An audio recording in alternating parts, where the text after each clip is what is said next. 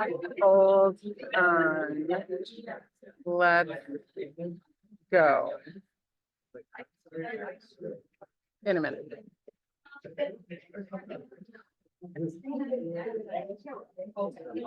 All right, you guys. Hey, Lynn. Miss Marhovska.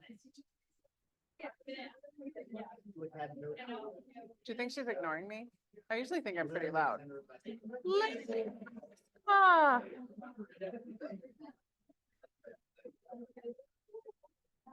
Come. You're not going first. I just need you up here to gong for me. And then I need you to stay here for a hot second. Are you ready? I am ready. I am ready. There's not so many people here. That's okay. Thank you. Okay. I'm so glad that Jessica was here to fix my mistake when I am new to video, y'all. I'm inspired by you out there in the social media world, and sometimes I make a video and I misspeak, and I mentioned that there was a meeting here that started at 11. Jessica watched my video and she said, no, it starts at noon. And she's right. And it's something I knew and all of you knew. So here we are all at noon to start our meeting.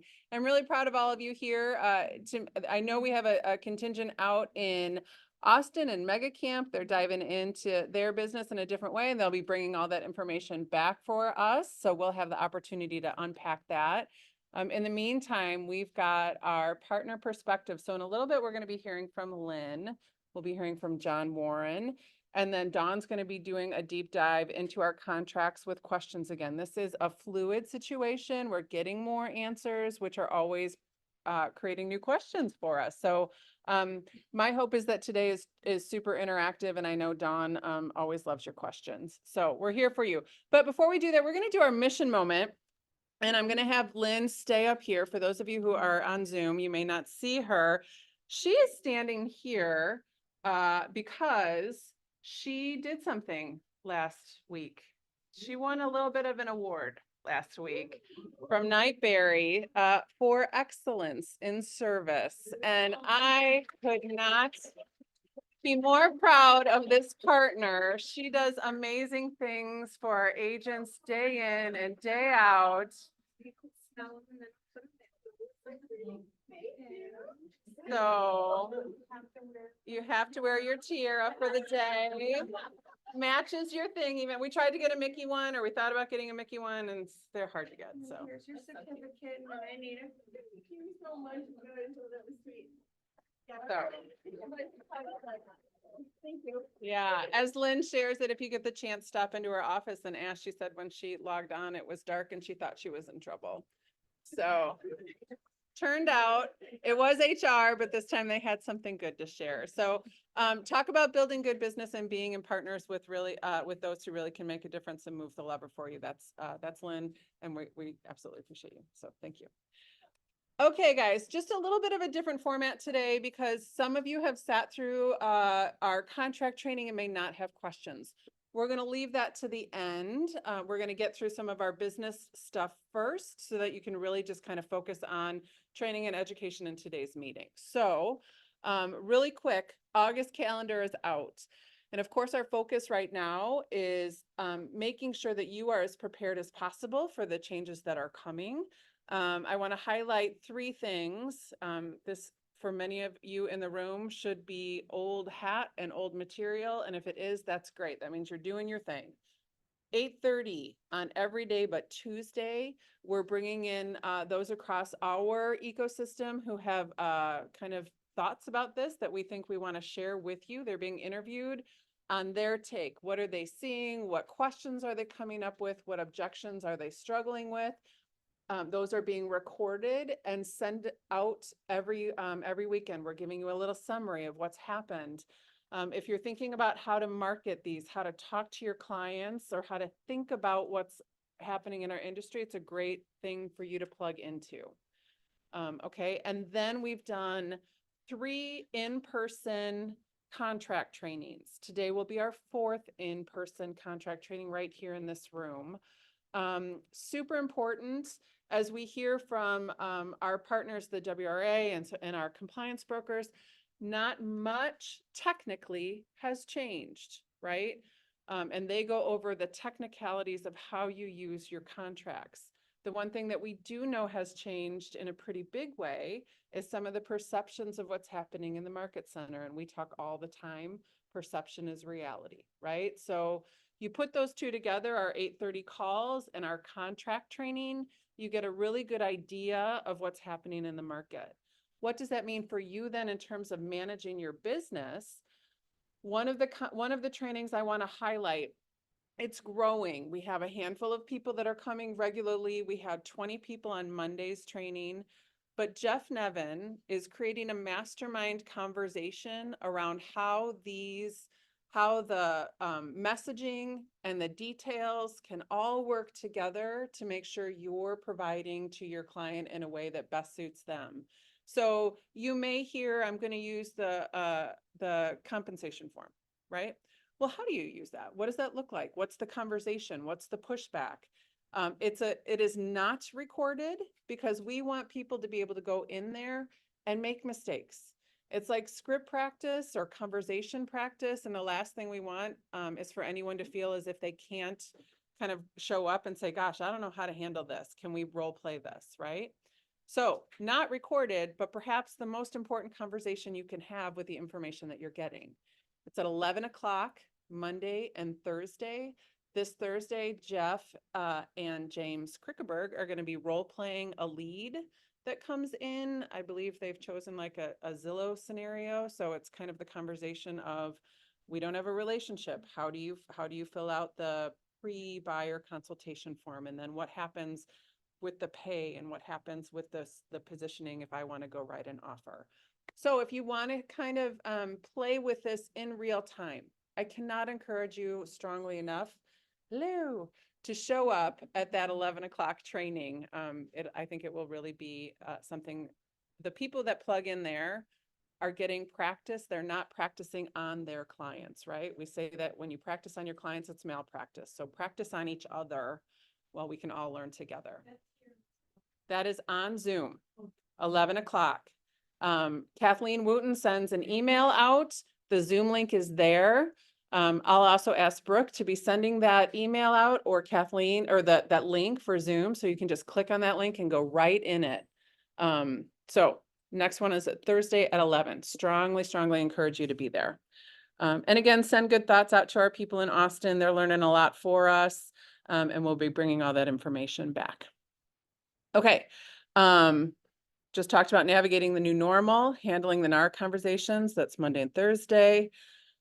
There is stuff outside of NAR as well, right? So our own Tina Reddick started the Kinetic Wealth Mastermind, and that's created a conversation around the budget model.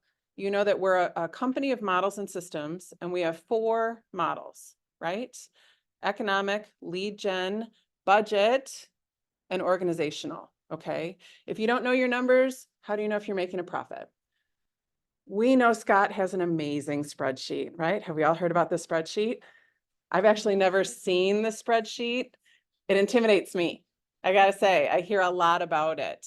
What this mastermind is going to do is kind of bridge the gap, give you an introduction between what it is to manage your wealth and dive into that spreadsheet, so that if you've never handled a budget or P&L or anything like that, you have an opportunity to ask questions, kind of get an entree into that world. It is a model that not everybody chooses to master, but if you want to have big wealth, you want to run your business like a business, you need to pay attention to your P&L and to your budget. So thank you to those who are launching that with us. I believe that's Scott Kloss, Nicole, and Tina, Kathleen. Yes. Okay, I'm seeing my Tina shake her head in the back. So a great group of people, great information, really critical to you. The other thing then is that being part of KW means you have a long and wide network, deep network that can give you different insights into how you run your business. The MREA podcast was voted the #1 new podcast in real estate, by the way. And what they do every week is bring on a new producer, interview them, And they are ways that can inform how you put your business together. So whether you decide to do exactly what they do, we're fans of R&D, right? Rip off and duplicate. Or if you hear something and you like it and you want to adjust it to make sense in your business, it's like the millionaire real estate agent on steroids, because you get real-time examples of how people have built real success in this business. So I'd encourage you to dive into that podcast. And then obviously you have to do something with the information you're getting. So one of the things we really want to encourage, and you'll hear, is that the changes in the real estate industry are pushing our buyer agent conversation quite a bit. If you have a buyer agent presentation that you use, you might want to be considering updating that. We have a marketing concierge. Last week, they went into everything that the marketing concierge can do for you. If you have questions, go ahead and ask Lindsay or ask me, ask Kathleen or Tina. We can help you get connected. This week, Jessica Hanawe is going to be talking about how she uses social media. And she was also a guest on our New Normal Conversations and has a great perspective on the changes. So I'm sure some of those changes are going to be integrated into her social media. So I would encourage you to join that. Oh, and so just for fun, right? We have a mini golf event. Lynn, you want to talk about this real quick? This year's theme is Hawaiian shirt. Hawaiian shirt theme. Yeah. What could be better? I always love this event. It's super fun. It's very laid back. We have sponsors on every hole. There's all kinds of little fun giveaways that they have on every hole. Once everybody's done golfing, you get raffle tickets for some amazing gift cards that we give away at the end. So Awesome. This is the best event of the year. Best event of the year, golf, wear a Hawaiian shirt. Wear a Hawaiian shirt, get a raffle card. Oh, we can do lunch too. So many things. Call Service Excellence Provider Lynn Marhofska for more details, and we'll also post something on our social media page. Okay, good.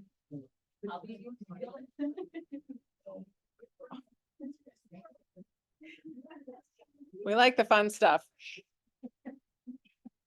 Okay, before we dive into our partner perspectives, I'm going to do new listings for the next 3-4 minutes so that we can get that out of the way, so that if you have to scoot out here before questions and answers are done, you're not missing the opportunity to connect with your colleagues about any new listings that are coming up. Pinnacle, do you have any new listings?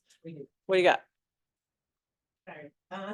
Liz has a listing in Menominee Falls. It is a 4-bedroom, 4-bath, attached garage, 3.5 parking spots, listed at $729.9, new luxury listing in Menominee Falls. Yeah. Sounds So beautiful. Coming Saturday, it's gorgeous, and it's 4 full bathrooms, which Nice. is really nice. Nice, very nice. Liz Mitchell of the Pinnacle Group and her team members here. Pat Cotter, what do you got? I've got a house in Milwaukee. It's on 80th and Colfax, no one's right, 80th and Grand Tosa. Basically, just north of there, about 165,000, starts Tuesday, Nice. Good get. 3 bedroom. Yes, Defender Dawn. At the live Monday, that was yesterday, in Brookfield, 6 bedrooms, 3 full baths, about 3,000 square feet. So if you have for a big one, that one is listed for $750. And then I have one that just went active today, Caledonia. It's 3 bedrooms, 1.5 bath ranch, really nicely updated, 300. Nice. And they're offering buyer compensation. for Hey, offering buyer compensation. Love that. Yes, Dawn. The showings are gonna start Thursday. I just put pictures in, it's in Hartford. It's a 4-bedroom, kind of a unique curve level, let's just say that. 4-bedroom, 1 bath, 1,200-ish square feet for $265. 265 Hartford. Anything else? Yes, Tina. We have a 4-bedroom, 3-bath, 5 acres, over $500,000 of updates. 2 of the acres are fenced in, beautiful in Delavan 1.1. Nice. Okay. the Instagram. Watch for the Insta. Video debut. Got it. And if anyone's interested, we do have a Brokers Open happening today. Jolene is holding it at Brokers Open at 15130 Maryland Drive in Elm Grove. It apparently starts at 1 o'clock and there's lunch. Yes, and it's only 8 minutes away from here, and she 8 minutes really away. would like, she's a newer agent, she really would like our opinion in terms of pricing and marketing, 'cause it's city, so if you can just pop. Do you know how much it is?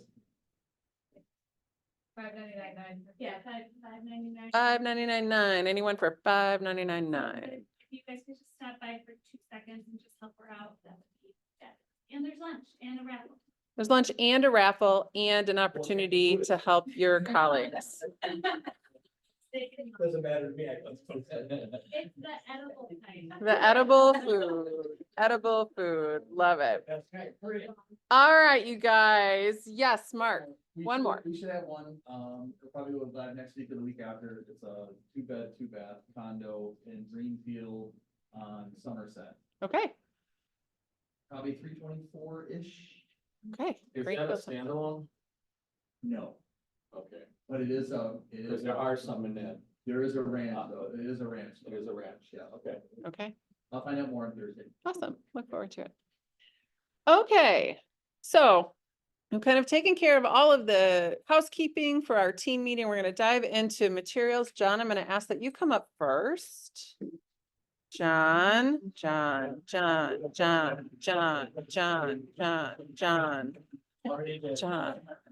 While John's making his way, while John's making his way up here, you guys sit real close to me so that they can hear you.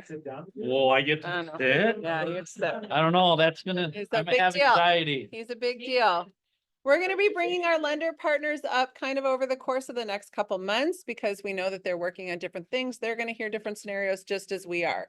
Every time I've talked to John about having this conversation, he said, well, I can talk all day. No worries. That's a worry. We're not gonna talk all day. But what I'm hoping that we do is make sure that we address your questions. So I kind of gave him a highlight. I'm hearing things like, how do we make it competitive if you can't roll this into your mortgage? Or what happens with FHA? Or what happens with a VA loan? All those things. John's a great resource in our office, and I'm just going to let him kind of talk from his perspective, and then we'll take your questions as they come up. Good? Good? Cool. Cool. Cool. So, I mean, I know there's a lot of fear in the industry right now, from veterans to people that are brand new in the industry because your pay is being challenged, right? As far as how then our settlement is presenting it. However, you know, what we're seeing in the market across all of the brokerages that we're involved with and the many agents we work with is there's a very small percentage that are running into actual difficulty with the commission yet. Now, I know the settlement hasn't cracked the hammer. However, across the industry, from everyone we're talking to, they're not experiencing real change. So until the document comes forward that makes everything change, I mean, it has been business as usual, and us worrying about what it will look like is all hypothetical because we don't know what the end result will be. At the end of the day, everything has always been priced into the offer to purchase and has been funded by a lender, so to speak, right? Because the buyer brings the money to the table. Most buyers, 75% of buyers have a loan, right? So even if someone is not offering a buy-side commission, which I've heard some people that we work with say, hey, we're going to eliminate the buy side, but we're going to make it known that we will take all negotiations within the offer. Their fear is some of the things we've talked about in our prior contract classes of what if we have a agency agreement with the firm and then someone tries to negotiate commission in the offer and we don't want to have to mend all this stuff. So their solution is we're going to keep it simple. We'll take your commission, but put it in the offer. We're going to see more and more. I think that everybody is going to flock to the path of least resistance from the customer standpoint, right? As an agent, you're the professional, so you're going to facilitate reading all of these commission structures in your offers and how you guys are best going to incorporate it. At the end of the day, things tend to streamline to be user friendly for the customer. So I would not be surprised if there's disclosures in the background that hasn't been released to all of us in the industry by the WRA that they. Look at it this way. Let me backtrack for a second. When we have a Super Bowl, how do they have all the shirts ready for the winner? They print all the shirts for the loser, they print all the shirts for the winner, and they bake it in the pricing, right? I'm fairly confident that with this change, they probably have a variety of things in the background, but they can't release it till the court date happens. Now, that's strictly speculation. I don't have any insider information, but we have to protect the consumer, and I know that the laws are based on that. So knowing all the things in the contract and how this can be written, the biggest concerns we're getting is just like, how are you going to get paid when there isn't a commission? So I guess I want to start with the demographics of our average borrower. The average borrower in the entire US for 2023 had the highest down payment levels in history of 16%. That all this information is from CoreLogic, by the way. There's 3 different pricing tiers of down payment. There's the down payment category for those that offer on home 75% of the area median income, or not income, price. So I think the price in Milwaukee is right around 300 and Waukesha is like what, 350-ish, I think, for median. For that bucket, that average borrower did 12% down. For the next bucket up, 75 to 125% of the area median sales data, those people did slightly higher, closer to that 16%. And those that were in the 125% plus or higher in homes, 5, 6, 700,000, they did 22% down. What that tells me is if that's our average demographic, we're already looking pretty good, because even if commissions disappeared from lending tomorrow, there's funds available to do it. Now, facilitating a conversation, that will be a different area, but to address an immediate concern, we're generally seeing higher down payments. Now, some of the concerns is for our lower down payment individuals, right? That there might be some fair housing violations or some concerns there. But the reality is there's always been discrimination for loan product and amount of down payment. And it is nothing against the borrower that elects to take that program. When you had 15 offers and a VA offer came in 0 down, and it came in the highest because you know people were writing as high as possible with these FHAs and VAs, why didn't you accept it? Right? Because you know they didn't have funds to cover an appraisal gap, other things. So it's not any different. In a competitive situation, those borrowers never had a chance. Now, if that house is on the market for a week, I'm pretty sure you can convince your seller of your listing to take an FHA deal and pay that buyer agent commission when they're sitting on no offers. Now, yeah, you still got to facilitate that conversation, but the reality is the problem we're experiencing, the dynamic is just changing. It's the same problem. It comes down to cash to close and ability to close. That's what we're always concerned about with the buyer when we're accepting that offer. And so when we don't have offers on the table, that's when we are willing to take those 0 down programs or those FHAs, take additional risks for those people, and in addition, finance that into the contract. Does that make sense for most people? Like, I think in general, the concerns that are being broadcasted in this fear, for the most part, I don't think it's going to be a problem financing it. And people have the money to pay it if they really have to. And if they value you, it's going to help you throw the client that really doesn't want to work with you in the trash. One of the agents we work with, and he's one of the largest individual producers in the state for like 20+ years. He has a philosophy of, I want to get a customer into the trash as quickly as possible, or get it, or help them shop till they drop. You know, we have to have our qualifiers, and part of what's changing in the industry is now you just have to have that conversation on the front end. You got to be. Okay, so lots of information. He gave us lots of information so Yeah. far. Okay, I just want to take a quick pause here and insert the Full Fee Agent. Big plug for that. It's a great book to help you pick the clients that work best for you. And what kind of questions do you guys have for John based on anything he said or anything that he has yet to say? Questions? Yes, Sue. If we're seeing a home that is not offering buyer agent, that is wrap that into the it cannot be wrapped into the loan. However, VA and FHA now allow commissions to be paid versus before it was absolute no. So if there was no agent commission offered and the seller, you couldn't negotiate the seller to pay it, VA and FHA would not allow the borrower to pay that commission. Now they are allowing them to pay the commission. If it's negotiated in the contract. But if the borrower doesn't have any money. So, Then it's a no. Correct. So You it- have to have the money. right, so this is where it gets really important for you guys and the lending partners you're working with. If we need to, when we get a pre-approval and it says low down payment or any down payment, because sometimes 40% down, they actually have to do that to qualify. It's not because they're like this really crazy strong borrower. It's like, that's what they need to qualify.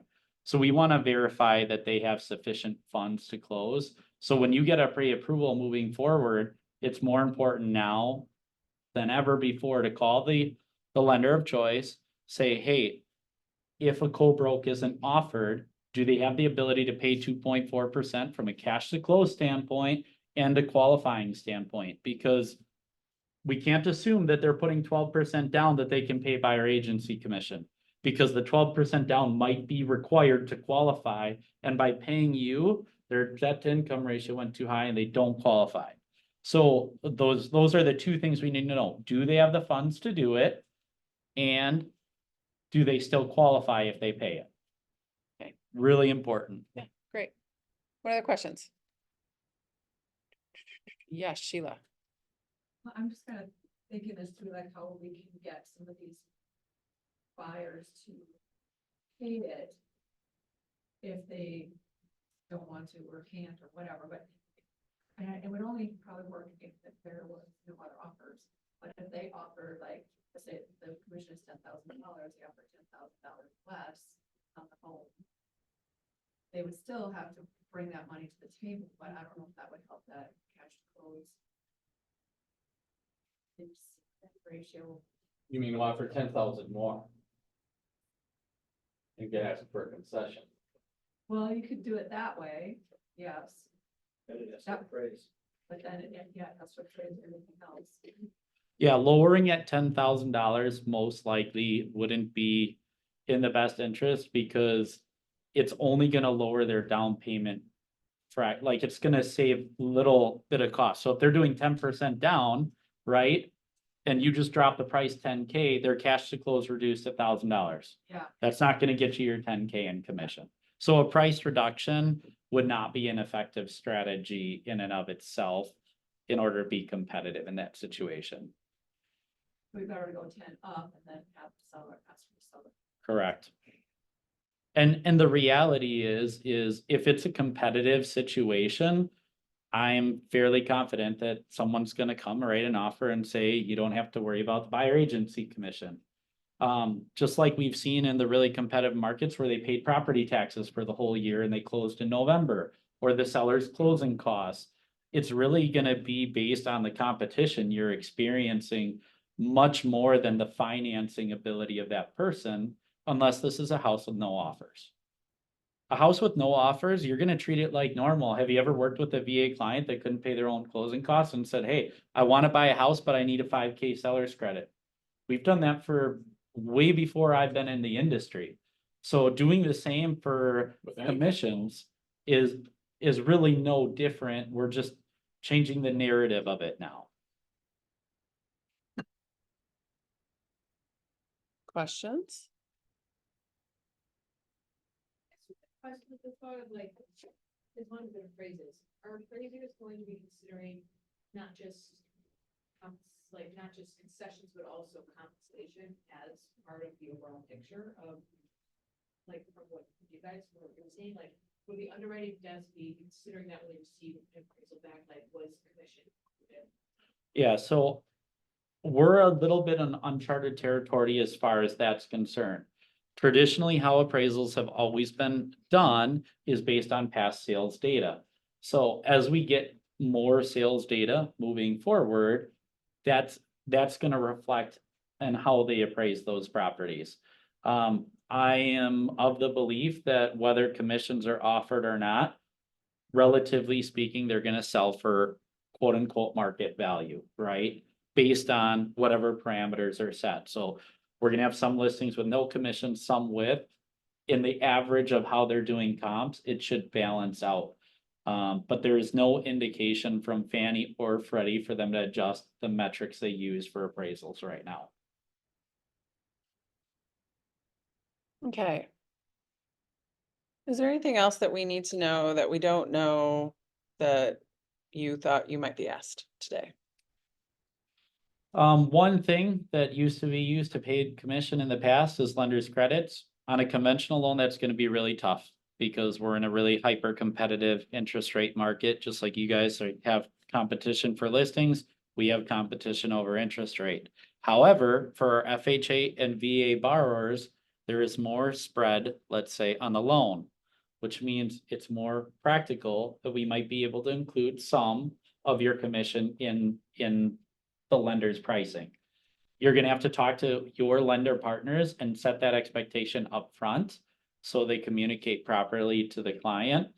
You're not gonna be able to bake in a whole 2.4%. I can tell you that right now. Rates don't go high enough in order to allow that.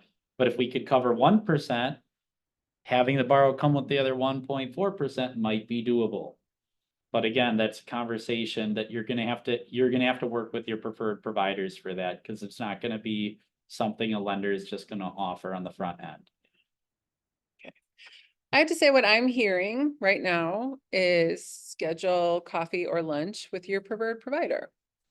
And have a conversation about how you particularly do business and how they might be able to support you or answer any questions that you may have. Yes, Tina.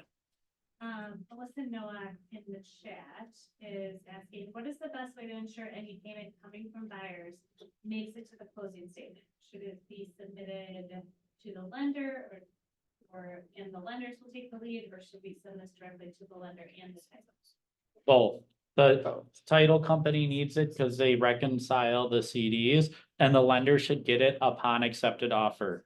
The last thing we want to do is find out that the title company got it, and 3 days before closing, we find out we need to verify $8,000 of funds we didn't in the loan process.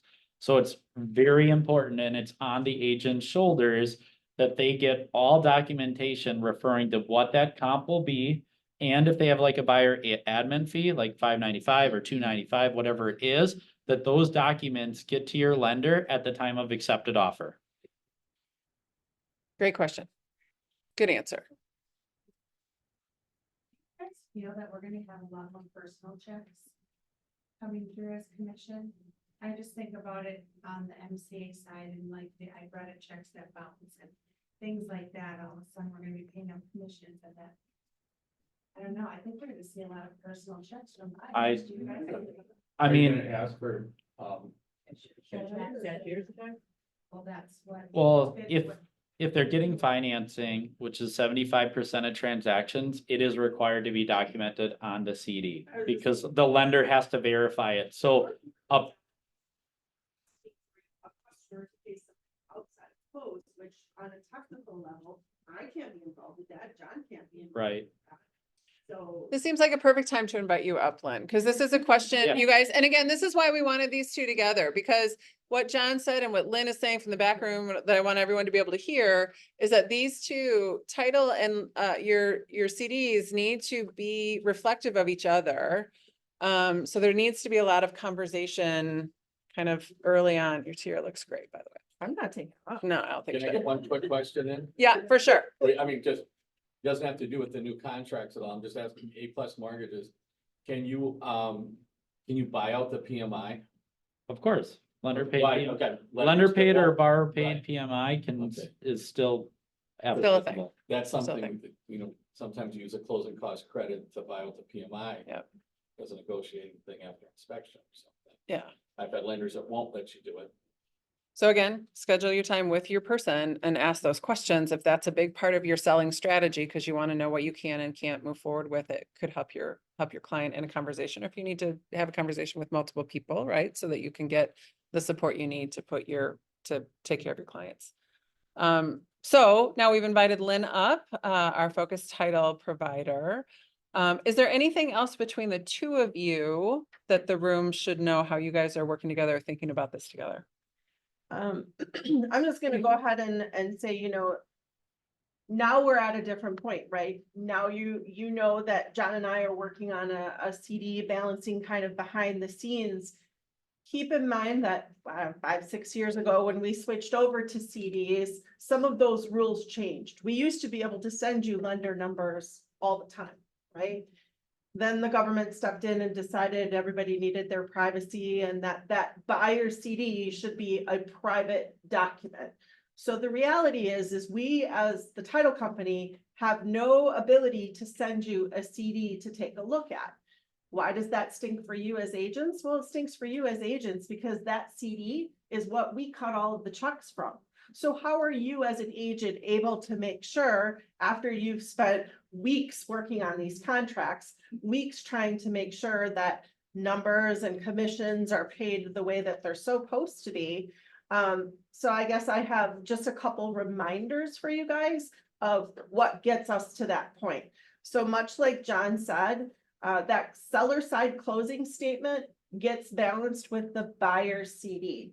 So we, as the title company, if we're not handling both sides of the transaction, we will now be in touch with that seller side title company to balance numbers. So we kind of bring everything together into our system and go from there.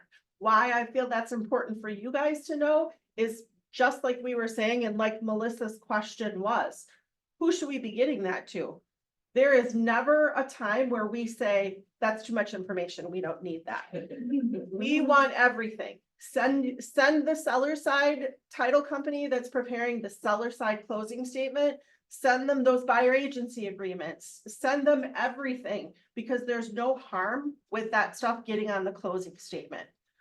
Also, remember, as a title company, as a closer, we're just trying to interpret what you put in that amendment. So a lot of times your extra wordiness can be confusing to someone who wears a tiara at a team meeting. Make sure the intent is being understood. It's important to take a look at those closing statements. I say it over and over again. I'm not looking for you guys to balance prorations and make sure the sewer proration's right. What I am looking for is for you to make sure that you're getting paid right, because I understand that's your paycheck. That's very important. For sure. Check that commission, make sure that the intention was understood properly. Okay, hold on just one second. Anything else for you? Are you good? Okay, you don't have to stay up here with all the eyeballs. Lynn, I want you to move over here so that they can hear you better. Okay. As he's making his way back, great resource. We'll have Gustavo up down the road so he can share from his perspective as well. Thank you for starting to share what you had. One of the things that Lynn and I have been talking about is actually what happens at that closing table and before. So what she was just talking about, I know it when I was a transaction manager, you guys, if you didn't know that for a hot second, I was the worst in the world.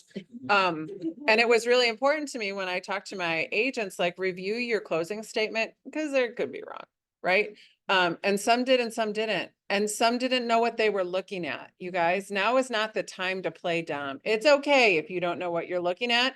We've got I'll a help great you. resource Let me know. here. Yep, let me know. I'll go over a closing statement with you at any Questions point. are Just great. ask. And there's always questions. They always look a little different. They always look a little interesting, right? And that's all good. But super, super important as we roll into this new world, review your closing docs and Yep, all the other review things. your seller side closing statement. One thing that I have been thinking a lot about the last few weeks through all of this transition is, how do we get numbers to you if we're handling the buyer side? And a little shout out to Melissa Nowak, who had me extra thinking, how do we get buyer side numbers to you? Anybody that sat in a closing on a focus buyer side has probably heard me talk about our Alta settlement statement. And in a closing, I say, this is one of the few places where you're going to see buyer numbers and seller numbers come together on one page. I have checked with our legal counsel, and we can absolutely send you this because it doesn't come from the lender. Here's the fun part. It's identical to everything that's on the buyer CD. So if you're working with Focus, I got a little secret. I can show you what those numbers look like on the CD. You just got to let me know that you're looking for them ahead of time, because not everybody cares. Not everybody wants to see it. but at least in my opinion, over the next few months, this document might be super helpful for you guys to make sure buyer agencies are collected, the right commission is on there. It's gonna tell you exactly what your customer's bottom line is. You know, just kind of a nice little extra piece to go over with your buyers. So, and again, if this is a document you're not familiar with and you're like scared to death to talk to your buyer about it, let me know. I'll give you some little pointers that will make you look like you're a rock star. But you are the rock star that you are. The other best practice that we talked about, and I know that things get really, really busy and sometimes we don't go to our closings, right? I mean, it happens that, you know, the showings come up, appointments come up. Again, it's kind of one of those last points where if something needs to be addressed, if you're not there, you can't address it, right? And if you need us to be there for you, I'm not saying we're gonna attend a closing that's being handled by another title company, but if you need us to cover the tracks, you know, Tina couldn't make it today, she's got a showing she needed to be at, whatever, we're happy obviously to help out, but being present right now, I think is the biggest thing you can do for yourself to make sure you're getting your paycheck right. Yes, Julie. Too, if you're an independent agent, I would maybe look for a TC service myself or anybody else, because that's what we do for the independent agents, you know, the team agents, I mean, the team's got to have their own admin to put the check. You're out there on your own, it's another resource for you. Okay.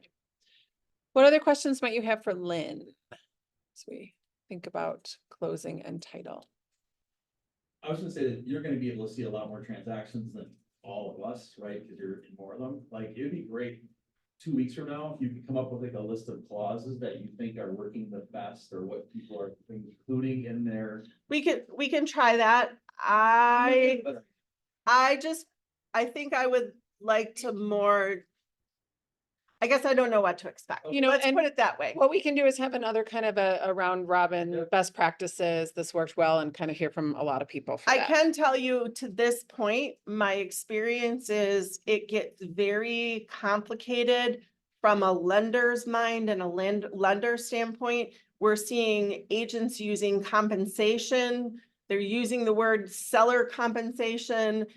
And I feel like very easily that can get confused with a closing cost credit. So that really goes back to what I said before about just making sure that your intention is clear.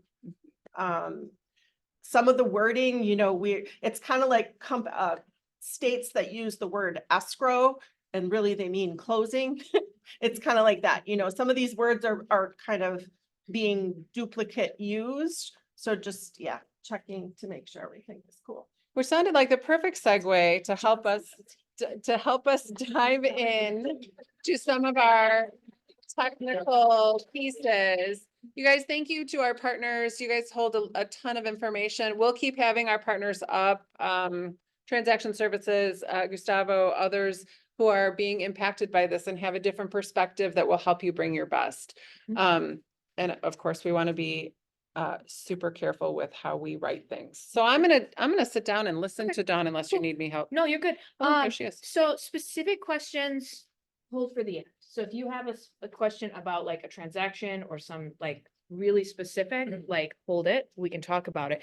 If you want clarification or anything, just ask as we go. So hold specifics and ask for clarification. Has anybody in here not yet been to one of the contract trainings Mondays? Okay, just a couple people. So I'm not gonna, I kind of have an abbreviated version of that and kind of more of a, if this happens, then this happens. So it's going to be a much shorter version, hopefully just like a nice clear overview. And then if there's questions as we go, just stop me, but only if they're like clarifying questions, not those specifics. Jump in over you. It's just for a matter of brevity and time. That's totally fine. Yes. So, so just a reminder of those upcoming changes, August 14th, that's tomorrow. So offers of compensation are going to be removed from the MLS, that added concessions option. Remove all mention of compensation in your listings by this date. So if you currently have something in private remarks, go in and edit that. MLS has got red capital letters saying remove this by this date. So they're reminding you if you log in there on any of your current listings, just make sure that that's done. The day after is the mandatory use date for those new forms. If you aren't already using that pre-agency showing agreement, you should also be doing that. Hopefully you guys, shouldn't be any surprises. To do for you guys, I'm giving you a couple of to-do items. So we have a compensation disclosure form. Do you guys remember when we had the changes to the forms earlier, but we didn't quite have the new forms yet? And so we had that stopgap for a couple of weeks in between, where if you had an old form, you signed that update, the commission transparency form. You remember that, right? We did this. So this is that, but it's about compensation disclosure. So this is for your current buyers and sellers, anybody that you have a buyer agency agreement or a listing contract signed on the previous forms. They're gonna be signed by your client. It's just a disclosure form. It talks about how they know that they've approved of the compensation for buyers. They know that commission can't be open-ended, all of those Even things. if you have an accepted offer? If you have an accepted offer, yes. So it's gonna appear in command as a required form. There's no, and I would let my clients know there's no change to anything. This is just, So if we have an accepted offer, we still have to go Yes. get that signed? yes. Yep, so send this to them. That's your to-do. Yep. And it doesn't have to be done by a certain time frame. I would probably get it done this week. Your commissions, your opportunities won't be approved on the old forms without this form. What if it's already approved? So- Sarah might go back and unapprove. That's a Sarah question. That was that And question I was asking unapproved. yesterday. Yeah, that's a You good do it. question. You're good I for have that an one. answer. Okay. The answer is she is rejecting them and sending them back. She's going back through them. Okay. So that's the She answer. So rejected just, a listing. okay. Sorry. okay. Yep. So she's going back through those and grabbing them. So this form is in zip forms. I've added it to the templates. So it should be in your global template. It's different from a different form that we'll talk about later, but compensation disclosure form, this is that stopgap.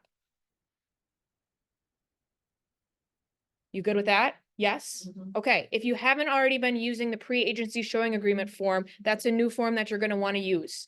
If you are an agent hosting an open house, you do not need it. This is just for those leads or referrals that you receive, that you, for some reason, they wanna see this house, it came on the market, let's run out there, we haven't had a time to have our consultation yet.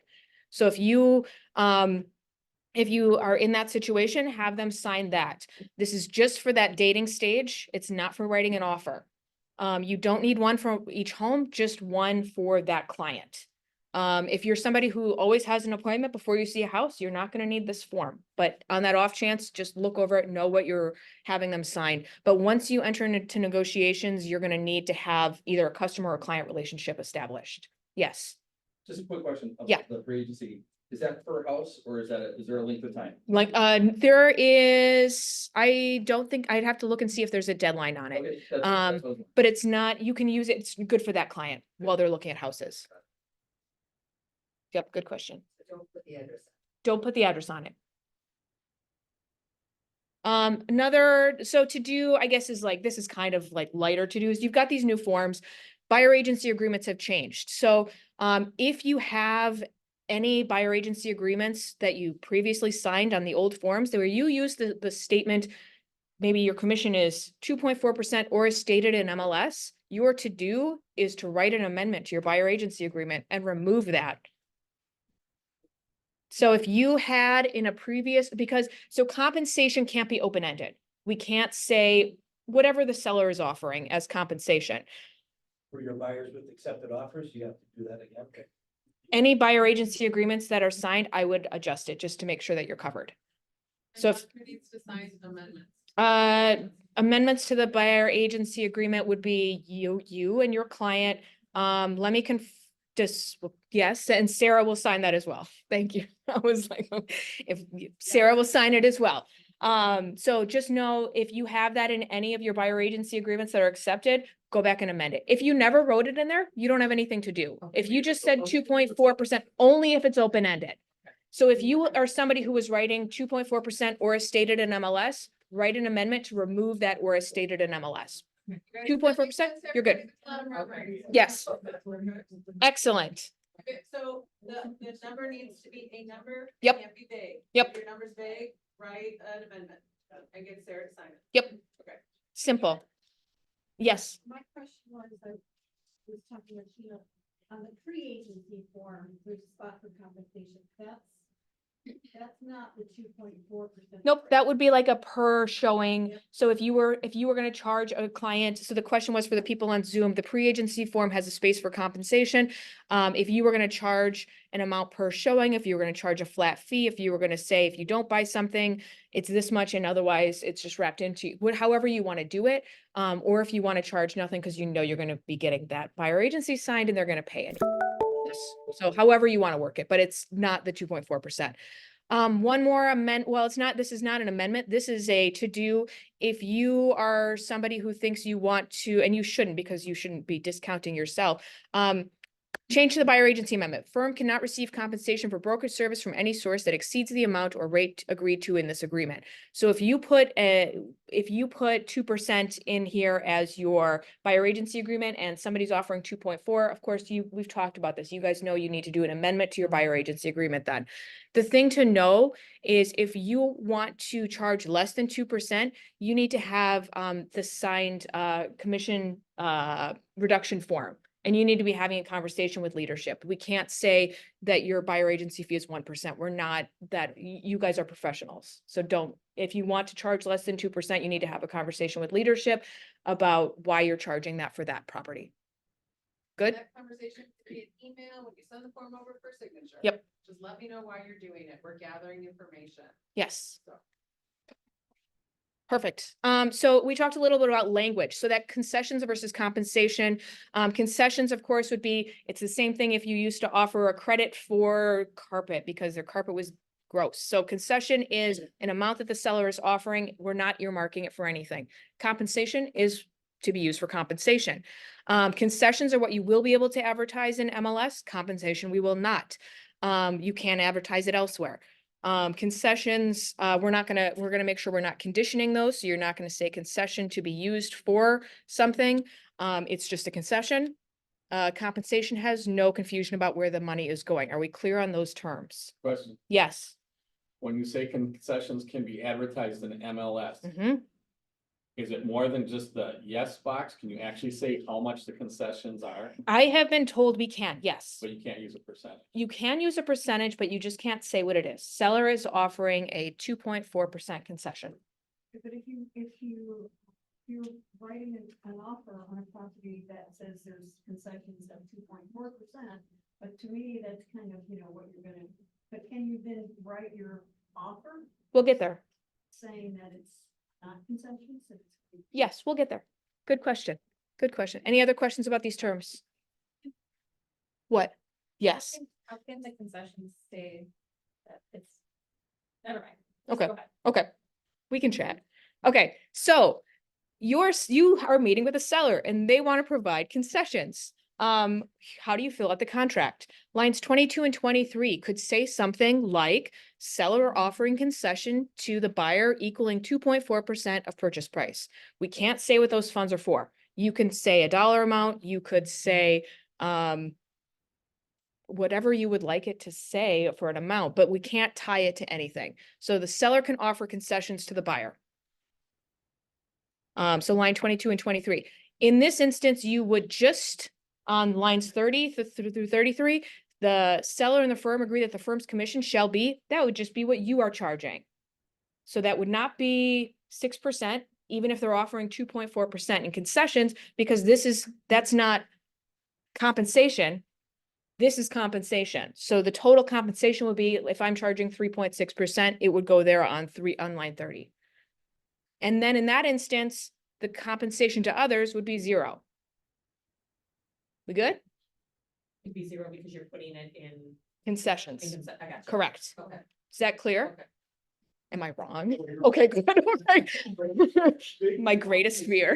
If that, it's like, gotta add something that says like, if you are helping the buyer though, that the commission is actually. That's a good point. 6%. Yes. As a listing agent, if the buyer Yes. comes to you, that Yes, concession is not available to you as compensation. that's correct. You can't Yes. write that.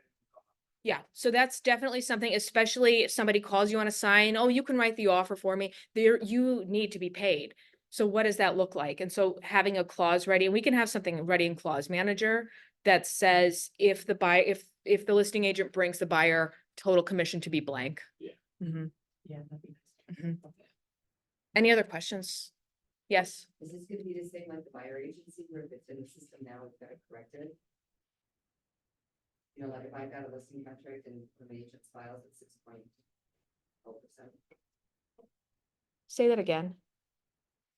Like if I've got a listing right now. Oh, like if it's open-ended? Oh. What did I say? I don't remember the question. I don't know what day is it, you guys? Okay, I've got a listing contract Yes. right now that's 6.0%. yes. Does that have to be amended as well? Oh, if they want to leave compensation to others, no, but if they want to change it to a concession, yes.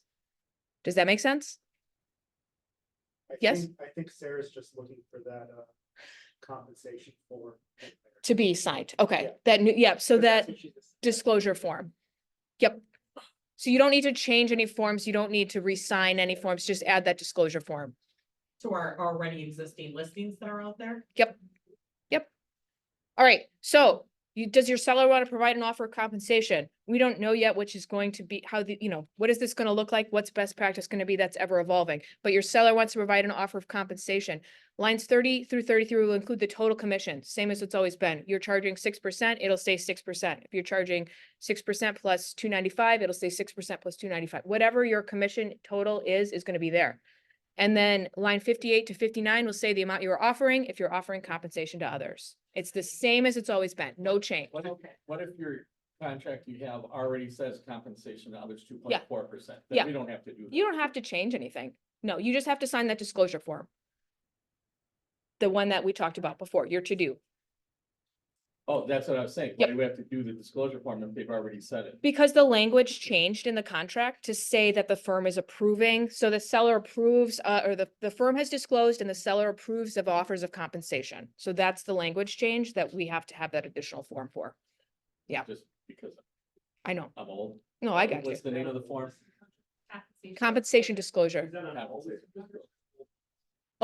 All, just the ones on the old forms. The new forms, you don't need to sign that disclosure form. This is just for those old forms. Yes. If the listing says there's concessions up to 2.4 or whatever, and you're writing an offer and there's a line 453 or whatever, where you check them for the 2.4, can that concession be used to pay the buyer agent the 2.4? Or do you have to do something You're else? right. Yep, you're good. And there's actually there's a nice flow chart by the door, and we'll get some more copies printed for people too. But that's a good question. Yes, so you can check that box in there. I know. So let's check. I don't, nothing's changed. Nothing's changed. That's the whole point. Like, how is this gonna work? What's gonna be best practice for your clients? We'll figure all of this out, but ultimately, sellers want to sell, buyers want to buy. We make sure everybody gets paid, whether it's not, is the seller offering it? Yes, then there's ways to do it. If the seller's not offering it, just let your clients know as you're sitting down to sign the buyer agency form that they could be responsible for the part the seller doesn't pay. Nothing's really changed. A conversation going with the buyer to ask if it's okay to use the concession. Yes, so that's a good question. So we'll get there. So using an offer of compensation, don't put anything on lines 22 to 24 because that would be in addition to the compensation. Yes, one or the other. We're not doing both. Otherwise, you're giving extra unless they want to. Okay. So you're using an offer of compensation, you should sign a compensation agreement. Who signs this? You do, and then the buyer's agent will sign it. The seller doesn't sign this. They've already agreed to that compensation in their listing contract.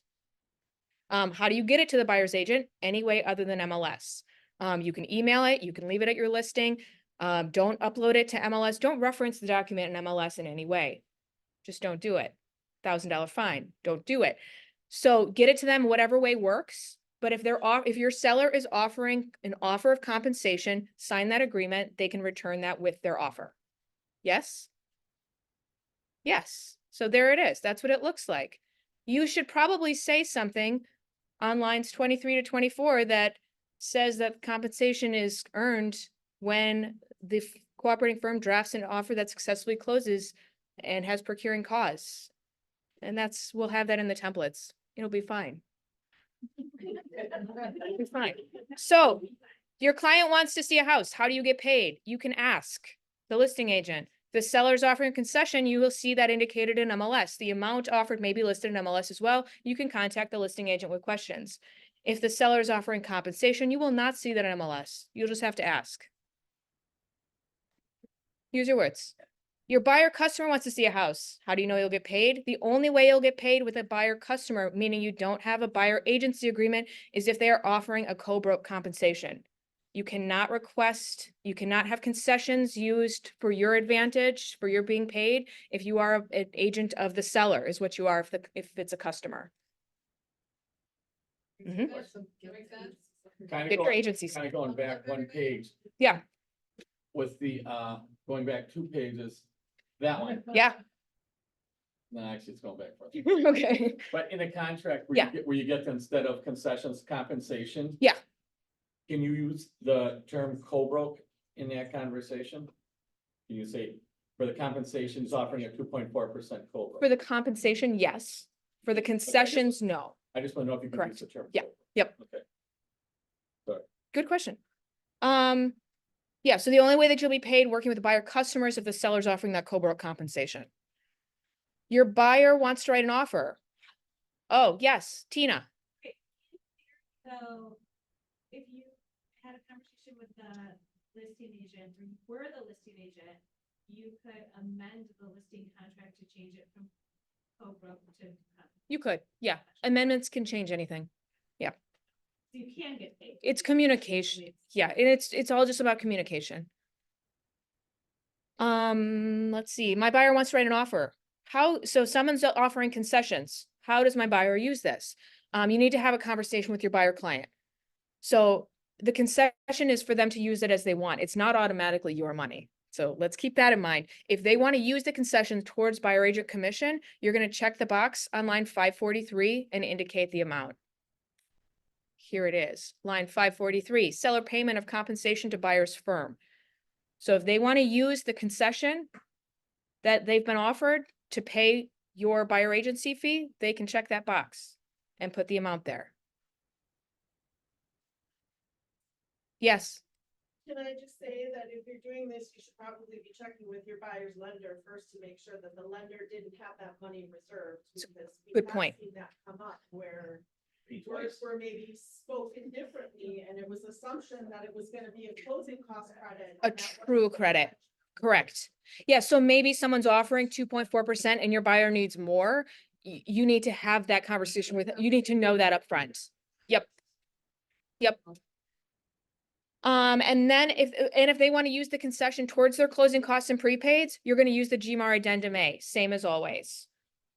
Yes, So you're putting a new listing in MLS. yes, Do they have the new thing loaded in yet? No. Or you can check the yes box No. for concessions? No. No.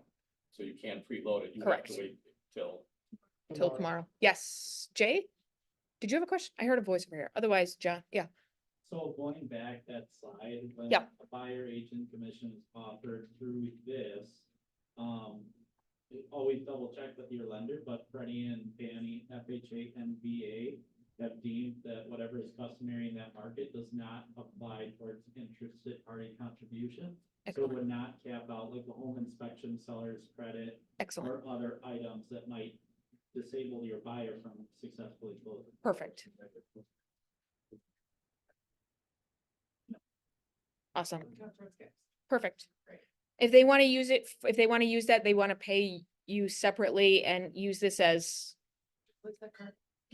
so they want to replace the yucky carpet, they can write it in, same as always, with that seller contribution in the GMAR addendum A. Yes, yes. All right. My buyer wants to write an offer. How do we indicate the offer of co-broke compensation? You can either, so it's the compensation. Yes, I've been told they're offering this. I've been told it's 2.4%. I have two choices. Either I can sign and return that compensation agreement with the offer as a separate document. So they gave me a document saying they're offering, it's the co-broke to co-broke. They signed it. I'm going to sign it, return it with the offer, or I can indicate the compensation on lines 543 to 544. Either is valid.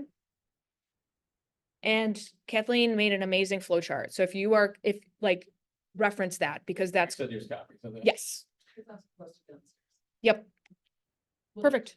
And that's all I've got. What questions do you guys have that, are we clear? It's not that much of a change. Yes? Yes. And we do have, Thank you'll you. see, just 2 more minutes. Hang with me, you guys. We will have 2 more trainings. Well, we'll have lots more trainings, right? But if you had questions, if that came up with questions, or if some of the, you didn't hear everything, the contract training on the 12th, on the 19th, right? Because we're past the 12th. We're past the 12th. Past So the 12th. 19th is left. 19th is left. So you put a listing on, it's a hot Correct. listing. Yeah. You got aligned showings and showing time. Yep. Agent sets a showing and sends you a message 30 times, 30 different people, send me offer compensation, send me, you be a jerk and tell them, wait till you're gonna write an offer or what? Cause I know it's gonna happen, it's gonna be, send me offer compensation, send me offer compensation. Yeah, I'm not gonna sit there all day and. Yeah, okay. Send them up. At what point? yeah, I would have a draft ready to go.